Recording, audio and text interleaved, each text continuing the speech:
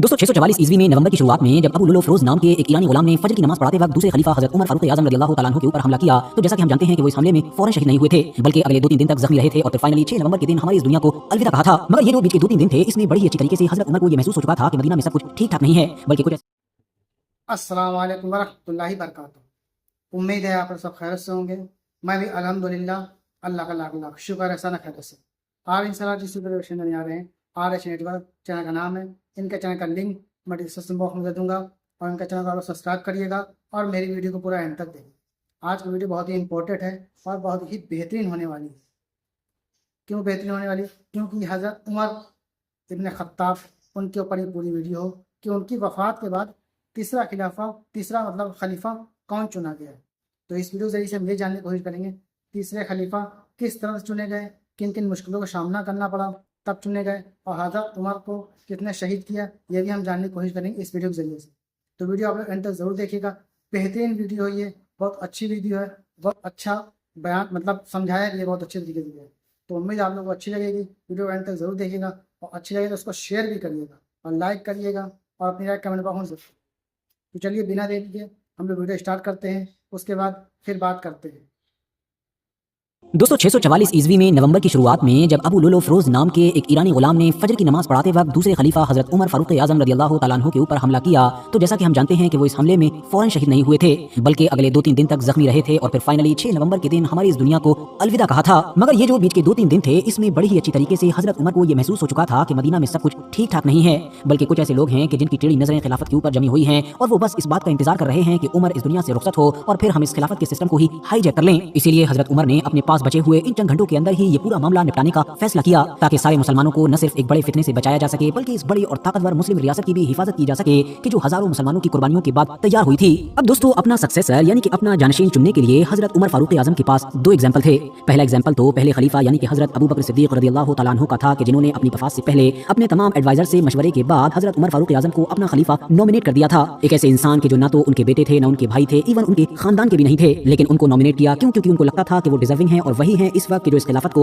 सबसे अच्छी तरह से चला सकते हैं। और इस चीज को हजरत उमर फारूक आजम ने अपने दौर में साबित भी करके दिखाया। मगर इससे भी बड़ा और जो दूसरा एग्जाम्पल था हजरत उमर फारूक आजम के सामने अपना खलीफा चुनने के लिए, वो था नबी अलैहिस्सलाम का, कि जिन्होंने इस दुनिया से जाहिरी तौर पर रुखसत होने से पहले अपना कोई खलीफा चुना ही नहीं था। तो इसीलिए हजरत उमर फारूक आजम की भी यही ख्वाहिश थी कि वो भी नबी अलैहिस्सलाम वाला पैटर्न अपनाकर ही इस दुनिया से रुखसत हों। मगर क्योंकि जैसा कि मैंने आपको पहले ही बताया कि अब उनको ये भी महसूस हो चुका था कि अंदर ही अंदर मदीना में सब कुछ ठीक ठाक नहीं है, बल्कि मुमकिन है कि इस चीज का फायदा उठाकर कोई खास खानदान, कोई खास ग्रुप खिलाफत के सिस्टम को हाईजैक कर सकता है और ये पूरा कुरान पर चलने वाला सिस्टम जो हम लोगों ने इतनी मेहनत से तैयार किया है, ये कोलैप्स कर सकता है। तो इसीलिए उन्होंने रिस्क लेने की बजाय एक बीच का रास्ता निकाला, और वो रास्ता ये था कि उन्होंने 6 लोगों की टीम बना दी और तमाम लोगों को ये हुक्म दिया कि मेरी नजर में यही वो 6 लोग हैं कि जो इस वक्त पूरी उम्मत के अंदर खिलाफत की गद्दी पर बैठने के सबसे ज्यादा हकदार हैं। नबी अलैहिस्सलाम इन सारे ही लोगों से आखिरी दम तक राजी रहे थे। दोस्तों हजरत उमर की 6 लोगों की बनाई गई इस लिस्ट में जो नाम थे वो कुछ इस तरह से थे: हजरत अली, हजरत उस्मान गनी, हजरत Abdurrahman ibn of, Hazrat Saad ibn Abi वक्कास, Hazrat Zubair ibn Al Awwam, हजरत तलहा इब्न उबैदुल्लाह रदियल्लाहु ताला अन्हुम अजमाइन। इंटरेस्टिंग बात ये है कि इन 6 लोगों की लिस्ट में तमाम वो नाम हैं कि जो अशरा मुबशरा में आते हैं, यानी उन गिने चुने सहाबा में कि जिनको नबी अलैहिस्सलाम ने इस दुनिया में ही जन्नत की बशारत दे दी थी। इसीलिए जब हजरत उमर ने इन 6 बड़े नामों की लिस्ट लोगों को दी तो लोग काफी हैरान भी हुए, क्योंकि हैरानी की बात ये थी कि लोग ये सोच रहे थे कि हजरत उमर ने हजरत सईद इब्न ज़ैद को क्यों छोड़ दिया,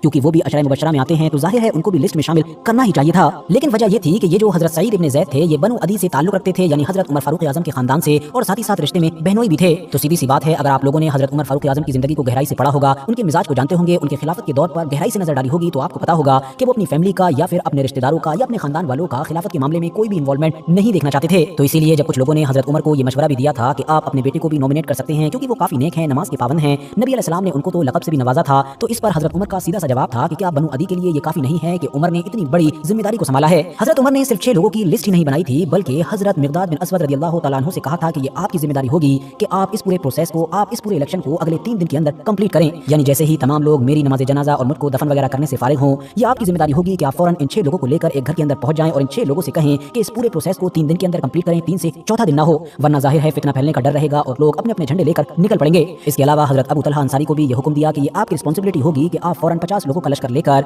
इन 6 लोगों के दरवाजे पर प्रोटेक्शन देंगे, ताकि ये 6 लोग न सिर्फ महफूज रहें बल्कि बाहर भी कोई फितना वगैरह न फैले। 6 लोगों की लिस्ट में शामिल हजरत साद इब्न अबी वक्कास को लेकर हजरत उमर ने लोगों को ये खास हिदायत भी दी कि बाकी तमाम लोगों की तरह अगर आप लोग इन पर मुत्तफिक होते हैं तो इनको भी खलीफा चुन ही सकते हैं, कहीं ऐसा ना हो कि कोई ये एक्सक्यूज लेकर आ जाए कि क्योंकि हजरत उमर ने अपने दौर में हजरत साद इब्न अबी वक्कास को कूफा की गवर्नरी से हटाया था, तो इसीलिए ये खिलाफत के अहल नहीं है। दरअसल दोस्तों, हजरत उमर की अपने दौर में ये पॉलिसी रही थी कि जनरली जब भी किसी भी गवर्नर के 4 साल कंप्लीट हो जाते थे तो वो उसको उस गद्दी से हटा देते थे, ताकि पावर का जो सिस्टम है वो पूरी तरीके से मेंटेन रहे। यानी कोई भी एक इंसान लंबे वक्त तक एक इलाके की गद्दी पर बैठने की वजह से इतना ज्यादा पॉपुलर और ताकतवर ना हो जाए कि वो सेंटर को चैलेंज कर सके और सेंटर हमेशा मजबूत रहे और बाकी तमाम इलाके उसके अंडर में रहें। अपनी इसी पॉलिसी के तहत ही एक दौर में हजरत उमर ने हजरत साद इब्न अबी वक्कास को भी कूफा की गवर्नरी से हटाया था, न कि उनकी किसी अपनी गलती की वजह से। फिलहाल हजरत उमर फारूक आजम की वफात के बाद लोग जब उनकी नमाज जनाजा और तदफीन से फारिग हो गए तो उनकी हिदायत के तहत खलीफा चुनने के लिए इस प्रोसेस को शुरू किया गया। शुरुआती प्रोसेस में यह हुआ कि इन 6 लोगों में से जो 3 लोग थे वो बाकी के बचे हुए 3 लोगों के हाथों पर अपनी दावेदारी से पीछे हट गए। यानी हजरत जुबैर ने कहा कि मैं चाहता हूं कि हजरत अली खलीफा बने, हजरत तलहा ने कहा कि मैं चाहता हूं हजरत उस्मान खलीफा बने,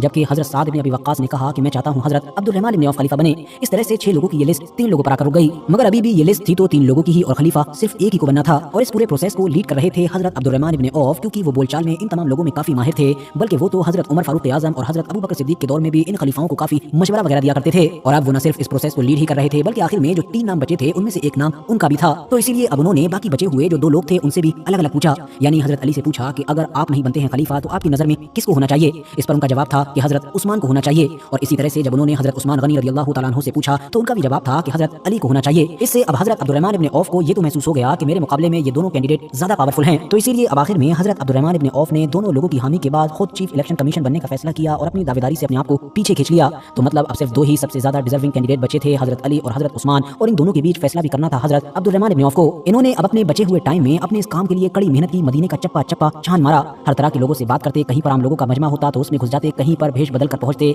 आम खास हर तरह के लोगों से बात करते और उनसे बस यही जानने या उगलवाने की कोशिश करते कि उनके मुताबिक किसको होना चाहिए। आखिरकार जब हजरत उमर फारूक आजम की दी गई डेडलाइन कंप्लीट हो गई तो हजरत अब्दुल रहमान इब्न औफ ने फैसला सुनाया, वो भी हजरत उस्मान गनी रज़ियल्लाहु तआला अन्हु के हक में। और इस तरह से हजरत उस्मान गनी को हजरत उमर फारूक आजम के द्वारा बनाए गए इस जबरदस्त और कठोर प्रोसेस से गुजरने के बाद इस्लाम का तीसरा खलीफा चुना गया। अब आगे दोस्तों खिलाफत में क्या क्या हुआ ये तो हम सब जानेंगे ही, मगर उससे पहले सवाल ये उठता है कि भाई ये हजरत उस्मान गनी थे कौन, ये कब पैदा हुए, कहाँ पैदा हुए, कब इस्लाम कबूल किया, कैसे और क्यों कबूल किया, और साथ ही साथ सवाल ये भी है कि आखिर ये इस्लाम में इतने ज्यादा खास और इतने ऊंचे लेवल पर कैसे पहुंचे कि इनको इस्लाम का तीसरा खलीफा ही चुन लिया गया। तो चलिए पहले हजरत उस्मान गनी रज़ियल्लाहु तआला अन्हु से जुड़ी हुई यही कुछ बेसिक चीजें जानने की कोशिश करते हैं, मगर आज नहीं बल्कि खिलाफत की सीरीज। तो दोस्तों ये था हमारा रिएक्शन। इससे पहले की वीडियो में हम लोगों ने अबू बकर सिद्दीक के बारे में जाना था, अब हजरत उमर के बारे में जाना और उनकी शहादत के बारे में जाना।